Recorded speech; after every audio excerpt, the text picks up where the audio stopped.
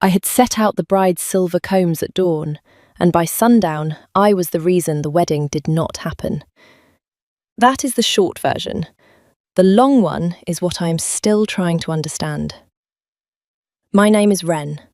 I had been a maid in the Iron Keep for 7 winters by then, which made me 21 and old enough by pack law to know better than I behaved. I was not supposed to be at the ceremony. I was supposed to be invisible, folding linen, lighting the sconces, making sure the bride's chamber smelled of cedar and not the river damp that came up through the lower halls in spring. I was very good at being invisible. I had practiced. What I was not good at, that day, was pretending I did not notice when the Alpha King looked at me. He had been doing it for 3 winters. Not often, not openly, just a fraction of a moment longer than a man like him should look at a girl who polished the silver. Then his gaze would move on, and his face would go back to whatever it did when no one had said anything wrong yet. I had decided, somewhere around the 2nd winter, that I had imagined it. By the 3rd winter, I had decided I had not. By the morning of his wedding, I had decided it did not matter either way, because by sundown, he would be married to Lady Isabel of Greyhollow, and I would still be folding linen. I was wrong about the sundown part. His name was Halvar, King Halvar of the Iron Territories, the wolf who had taken the throne at 26 by walking unarmed into a hall of conspirators and walking out alone. The stone-mouthed king, they called him in the south, because he did not speak when other men would have. He spoke when other men would not have dared. I laid out the silver combs on the bride's vanity and tried to remember whether he had ever spoken to me directly. Once. He had asked me, in the corridor outside the library 3 autumns ago, whether I was warm enough. I had said yes, Your Grace. He had nodded and walked on. I had stood there for what felt like a long time afterward, holding a stack of clean towels, wondering why the question had felt like it was about something else. The bride's chamber door opened. Lady Isabel of Greyhollow swept in, trailing 2 of her own waiting women and the smell of crushed lavender, which I had always disliked. She was beautiful, in the way of women who had been told they were beautiful since they were old enough to ask. She glanced at the combs I had set out, then at me, and her mouth shaped a smile that did not include her eyes. "You," she said. "Girl, tell the kitchens the cake is to be moved into the South Hall, not the Great Hall. I will not have my wedding eaten under that hideous wolf banner." "Yes, my lady," I said. "And girl," I waited, "if I see you near the dais during the ceremony, I will have you flogged." She said it the way another woman might have said, "Do not forget the candles." Light and certain, as if it were the most reasonable thing in the world. Her waiting women did not even look up. I curtsied. I left. In the corridor, I stood for a moment, with my hand on the cold stone of the wall, and let myself laugh, silently, just once. Flogged. For standing near a dais. The bride had her priorities, and they were, at minimum, vivid. I had 3 hours before the ceremony. I went to the kitchens. The kitchens were the warmest part of the keep, and the part where I was most myself. Cook had known me since I was 13 and considered me family of a sort, which mostly meant she fed me without asking and yelled at me about my shoes. She was up to her wrists in honey glaze when I came in, and she did not look up. "He's been by," she said. "Who has?" "You know who." I did not answer. I picked up a knife and started slicing almonds, because if I did not put my hands on something, I was going to say something. 3 times, Cook said. Since dawn. Once for tea he didn't drink. Once to ask if the bread had been delivered to the village. He's never asked about the bread before in his life. And once just standing in the doorway looking at the ovens for the length of time it would take a man to forget what he came for. "He is getting married today," I said. Men get strange before weddings. Cook snorted. That one was strange before. He's something else now. I did not look up from the almonds. I had been in the keep long enough to know when something was wrong, and something had been wrong for a month. The steward had struck my name from the list of attendants 3 times and added it back twice, each time in a hand I knew without being told was not the steward's. The king's own hand was tidier than the steward's, with a particular slant to the W in my name that I had seen once on a writ of safe conduct posted in the village. The last time my name had appeared on the list, it had not been crossed out again. I had not let myself think about it. I was thinking about it now. The kitchen door opened. I knew who it was before I turned. The room knew. Cook stopped scolding the apprentice with the honey. The apprentice stopped flinching, and the great oven seemed to gather itself like a hound that had heard its master in the yard. I set the knife down very carefully on the board. "Your Grace," Cook said, and dipped a half curtsy that was as much courtesy as she had ever given anyone. "Cook," he said. His voice was lower than I remembered, or maybe I had just been further from it the last time. I did not turn around. I was supposed to be invisible. I was very good at being invisible. I picked the knife back up. "Wren," he said. I turned. He was standing in the kitchen doorway in the full grey of his wedding tunic, the iron collar of his rank at his throat, his hair still damp at the temples from whatever ritual washing had been required of him at dawn. He looked, for a moment, like a man who had walked into the wrong room. Then his face did the thing it did, the thing where it went still in a particular way, as if he were holding something between his teeth. "Your Grace," I said. He did not answer. He held out his hand. In it was a folded square of dark green linen. I knew the cloth. I had embroidered it 3 winters ago, my first winter in the keep, when I was 14 and bored on a snow day, and had spent an afternoon stitching a wolf into the corner of a scrap I had been told to throw away. I had given it to one of the older girls to use as a polishing cloth. She had told me, much later, that she had handed it to the king's valet by mistake and been too ashamed to ask for it back. I had assumed it had been burned. It had not been burned. "This is yours," he said. "I have been meaning to return it for some time." He set it on the chopping board next to the almonds.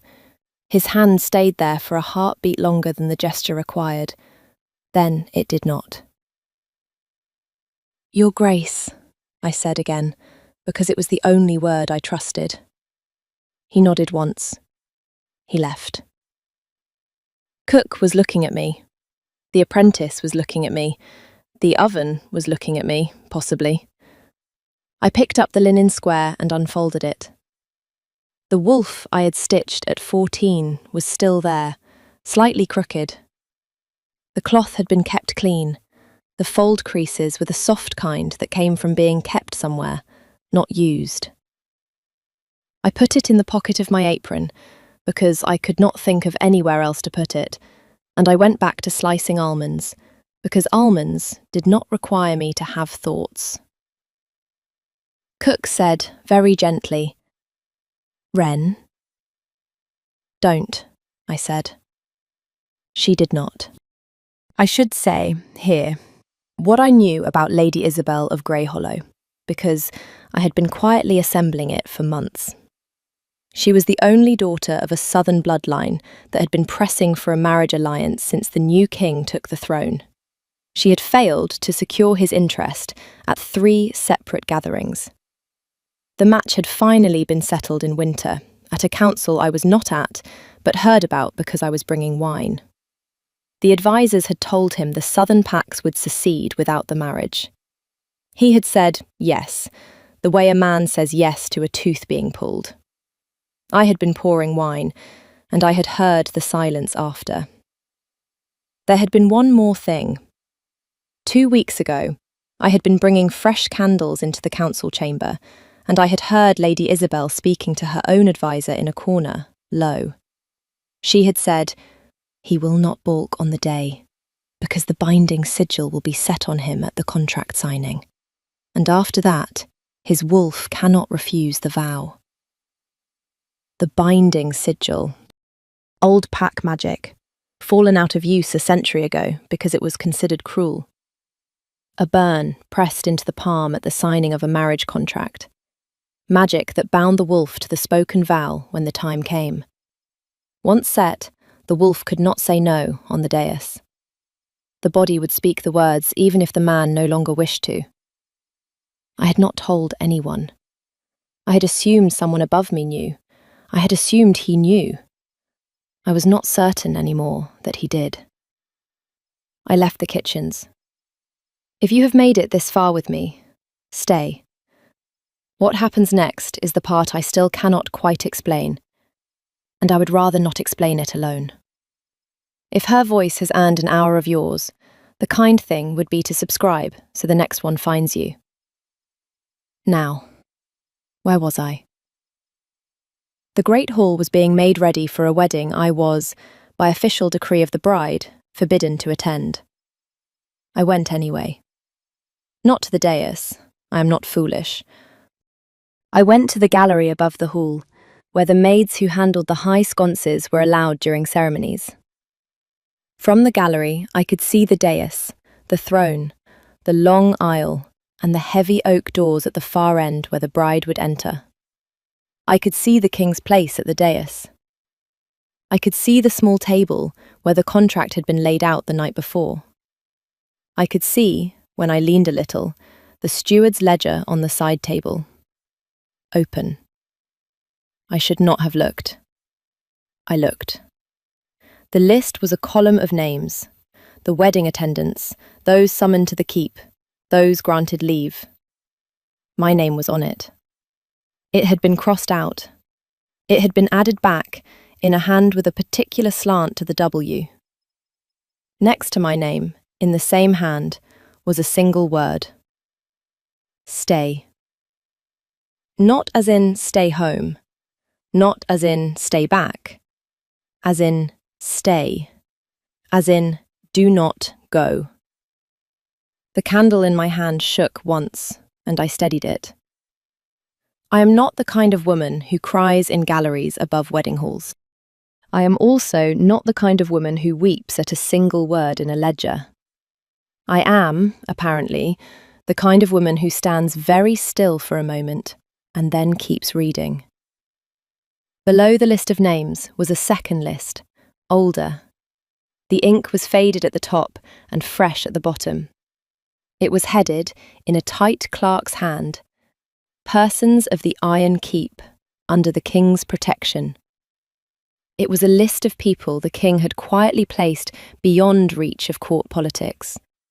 The names of his sister's old nurse, the blacksmith's widow, a scholar in the Western Tower whose books, I knew, had once contained the wrong opinion of the council. There were 11 names. Mine was the third one down. It had been added 3 winters ago. 3 winters ago, I had stood in the corridor outside the library and told him I was warm enough, and he had nodded and walked on. And I had stood there afterward, holding clean towels and wondering what he had really asked. He had not asked anything. He had decided. I closed the ledger. I left the gallery. I went down the back stair because the front stair was full of musicians, and on the back stair I met Lady Isabel's man.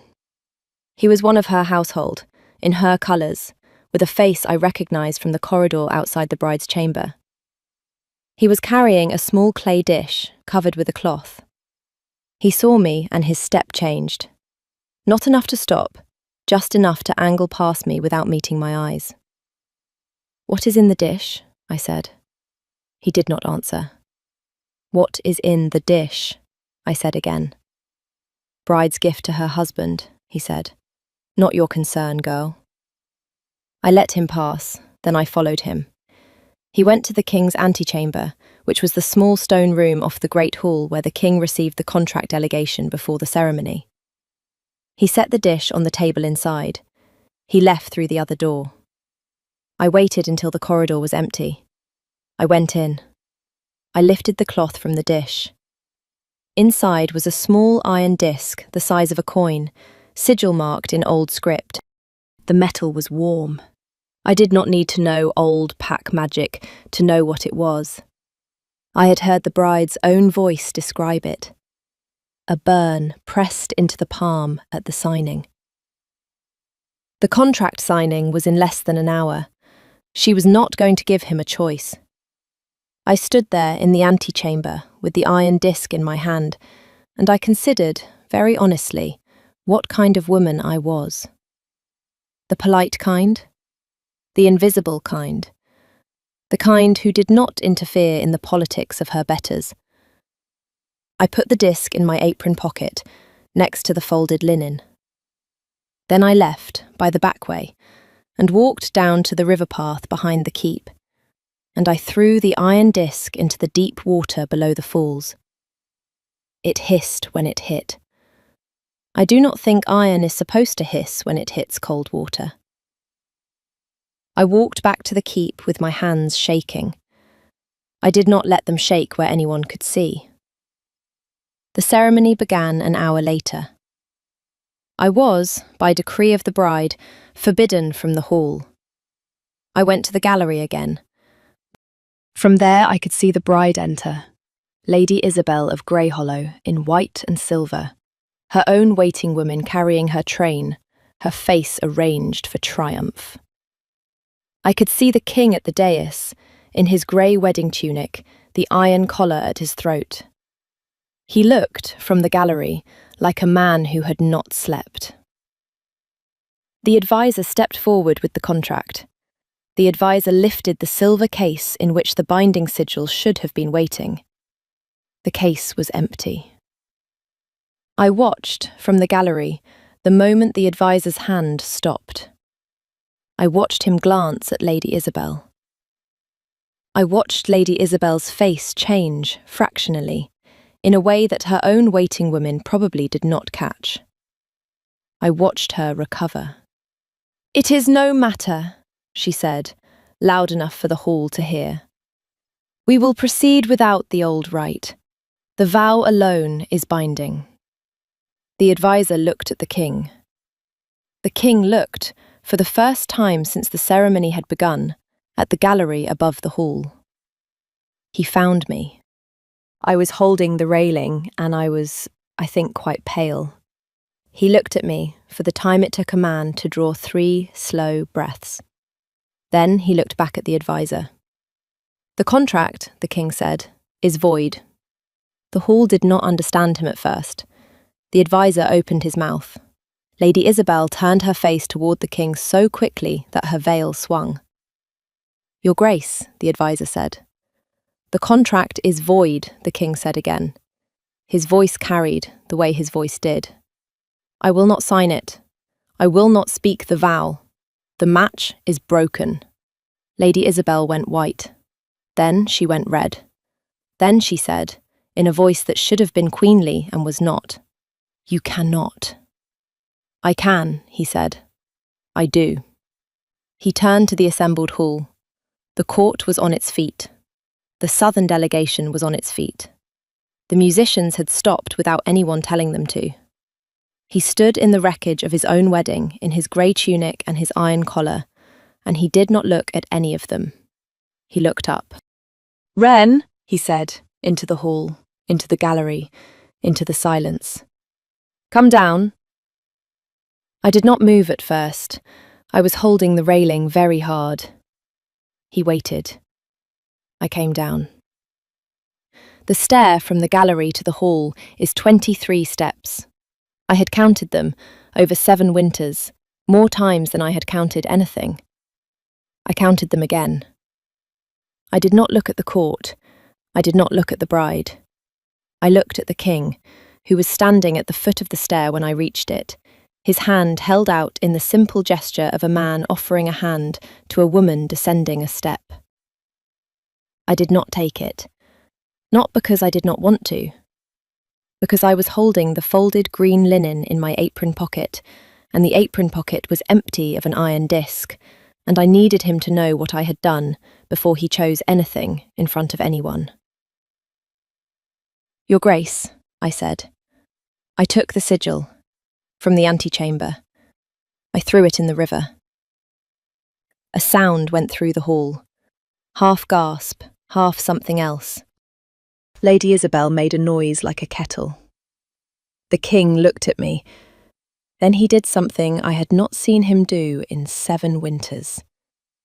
He smiled.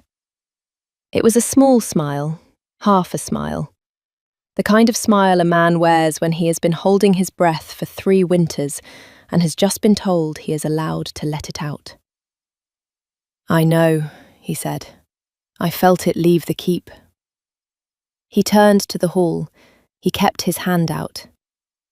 "This is Wren of the Iron Keep," he said. "She is under my protection. She has been under my protection for 3 winters. She will remain under my protection until she chooses otherwise. And if she chooses otherwise, she will leave with whatever of my house she wishes to take with her, including, if she wishes it, my crown." I took his hand. I had not meant to. My hand did it without consulting me. He closed his fingers around mine, the way a man closes a door he has been trying not to close for a very long time. And he did not let go. Lady Isabel said, "You will pay for this." "I expect to," he said, without looking at her. "Steward, escort the Grey Hollow party to their carriages. The match is dissolved. The keep withdraws its terms." The steward, who I think had been waiting for this order for longer than any of us knew, moved. The hall did the slow and ungraceful work of emptying. The musicians filed out without their instruments. The southern delegation went last, and loudly. Lady Isabel did not look at me as she passed. She looked at the king, with a flat and burning kind of fury, and she said, low, "Your council will not forgive this." "Probably not," he said. She left. The hall was, eventually, empty, or mostly empty. The king's own steward remained at the door, the way the king's steward always remained. The king had not let go of my hand. He looked at me. I looked at him. "Why?" I said. "Why did you ask me to serve at it?" He took a breath. He took another. When he spoke carefully, the way I had seen him speak in council, when the wrong word would cost something. "Because," he said, "I had agreed to the match. I had given my word. I did not believe I could break it. I told myself I would marry her and rule well and serve the southern peace, and that I would never again ask you to bring me wine in the council chamber, because it had become difficult to listen to advisers with you in the room." I made a small sound. He did not stop. "I requested you on the day's roster because I had told myself a story," he said. "The story was that I would see you once more, in the small ways that I see you, and then I would put it down. I would be a king, and not a man who was failing to be a king. I did not know I would not be able to do it. I knew the moment I walked into the kitchens this morning. I have known for 3 winters, if I am honest with you, which I have not been." "You returned the cloth," I said. "I have carried it for 3 winters," he said. "I returned it because I could not marry her with it in my pocket." I did not know what to say. He turned my hand over. He showed me his palm. There was, faintly, the shape of a half-set sigil there. The print of something that had been about to be burned in and had not quite landed. The skin was reddened. He had been close. I had not been late by much. "You were not late," he said, as if I had spoken. She tried at the antechamber door. I refused. She left in temper. I think she meant to compel it during the vow. "She did," I said. "I know." The half mark on his palm pulsed faintly. He winced. I lifted my own hand without thinking and set it over his. Old magic resists being thwarted. The half mark flared, and the heat of it ran into my palm. Not metal hot, something colder, something that wanted to finish. I held on. I did not let go. He did not let go of me either. The heat ran up my wrist and into my forearm, and then, slowly, like water finding a drain, it ran out. The half sigil on his palm faded to a pale pink, and then to nothing. My palm, when I lifted it, had a faint matching pinkness. It would fade. He looked at it as if it had wounded him personally. "I am sorry," he said. "Don't be," I said. "I am the one who put my hand on yours." He did the smile again, the half smile. He kissed me then, briefly, with the careful precision of a man who had been imagining it for 3 winters and had decided he would not ruin it. It was very short. It was a kiss in the way a vow is a kiss. Something in my chest, which had been holding itself a particular way for years, let go. I had not known I was holding it. He stepped back. "Wren," he said, "I will not ask anything of you tonight. The court will be loud, the southern packs will be louder. I have just unmade a treaty, and I will spend the next year mending it without you bearing any of the cost. Tonight, only, stay in the keep, sleep in your own bed. Tomorrow we will speak." "All right," I said. He looked at me for a long moment. He let go of my hand. He did not go far. He went to the dais, sat down on the wolf throne in his grey wedding tunic that was no longer a wedding tunic, and put his head in his hands for the length of a breath. Then he sat up and started giving orders. I went back to the kitchens because I did not know where else to go, and because Cook was going to need to know that she had not, in fact, miscounted the cake portions. Cook was waiting at the door with her arms crossed. "Wren," she said. "Cook," I said. "You threw a sigil in the river." "I did." "And refused the king." "For tonight," I said. "Only." She nodded once. She did not say anything else. She handed me a cup of soup. I took it. I ate it sitting on the kitchen step looking out at the courtyard, where the grey hollow carriages were being loaded with a great deal of slamming, and I thought, I have set out silver combs for a wedding that did not happen, and thrown an iron disc into a river, and held the king's hand in front of his court, and somehow my hands are not shaking anymore. That was the long day. The short version is what came after. It was a year and a month before he asked me to marry him, because he had told me he would spend the year mending what he had broken. And he did. The southern packs did not, in the end, secede. They got a different treaty, on better terms for everyone but Greyhollow. Lady Isabel was, by the autumn, betrothed to a duke in the far east who had asked for her specifically. I am told he is patient. I wish him every patience. Cook is still in the kitchens. She has stopped yelling at me about my shoes, which I miss. The folded green linen with the crooked wolf is framed in the chamber that is now also mine, on the wall above the writing desk where, on certain evenings, the king, who is no longer a stranger to me, sits and works on his correspondence, and occasionally sets down his pen for a moment longer than the gesture requires. He keeps a particular cup on that desk. He has it filled with water he does not drink. I have stopped asking why. We were married in the spring.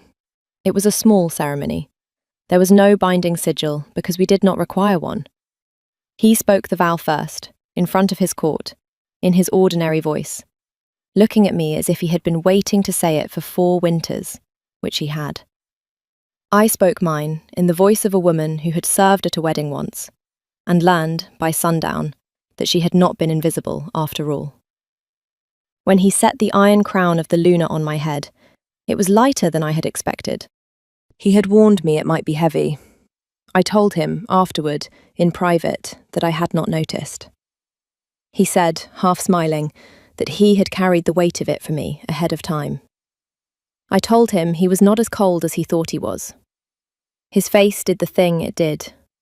The thing where it went still, in a particular way, as if he were holding something between his teeth. And then it did not. That is the long version, and the short.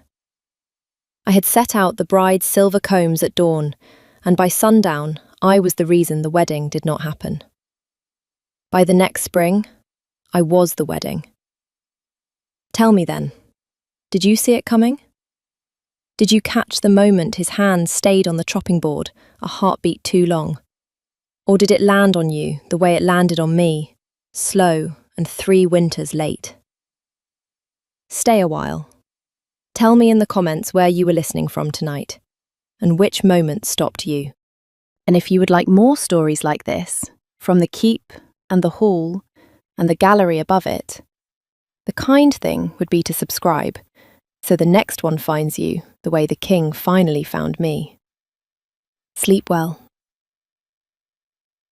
He kept the cloth.